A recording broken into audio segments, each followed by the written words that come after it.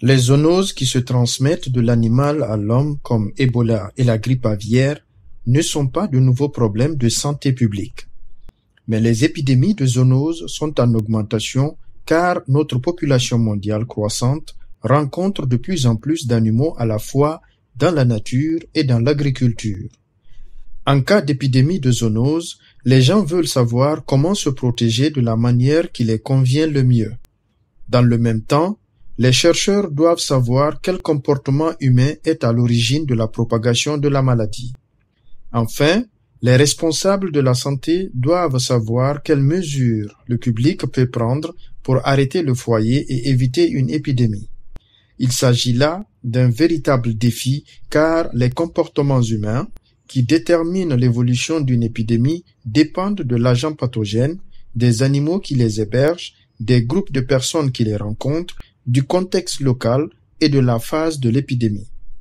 En outre, de nombreux facteurs différents expliquent pourquoi les gens font ce qu'ils font.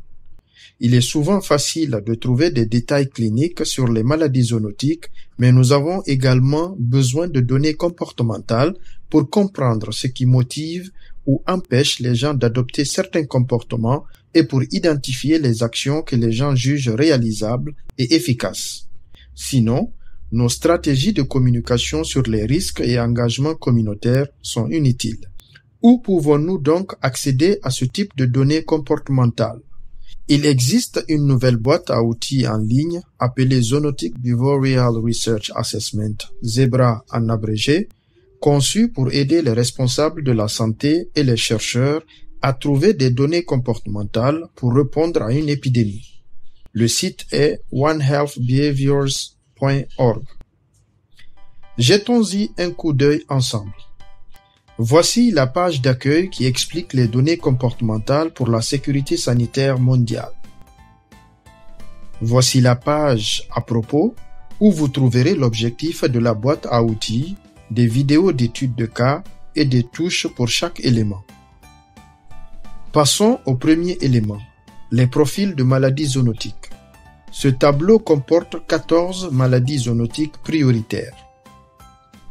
En outre, vous pouvez savoir quels pays ont fait de ces maladies une priorité et quelles sont les populations les plus exposées. Ensuite, explorons les profils de comportement. C'est ici que nous commençons à voir les données comportementales. Nous pouvons voir quel comportement augmente ou diminue le risque. Nous pouvons également constater que certains comportements sont liés à plusieurs maladies. En faisant défiler l'écran vers le bas, nous trouvons des conseils sur les comportements à privilégier. Nous allons ensuite consulter la page intitulée « Collecte de données ». Cette page donne un aperçu sur la manière de collecter les données sur les maladies zoonotiques et permet d'élaborer un questionnaire personnalisé. Par exemple, disons que je souhaite savoir comment les prestataires de santé animale, les vétérinaires, peuvent contribuer à prévenir l'apparition d'une zoonose. J'applique ce filtre et j'obtiens des questions testées que je peux ajouter à mon questionnaire.